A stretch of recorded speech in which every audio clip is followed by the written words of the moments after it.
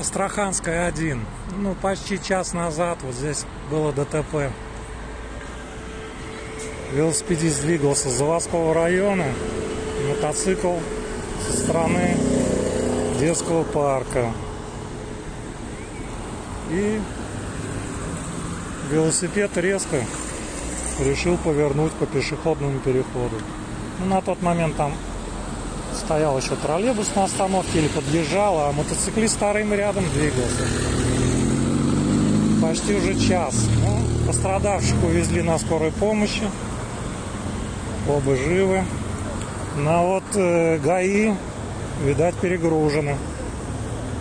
Да, не только здесь, похоже, ДТП.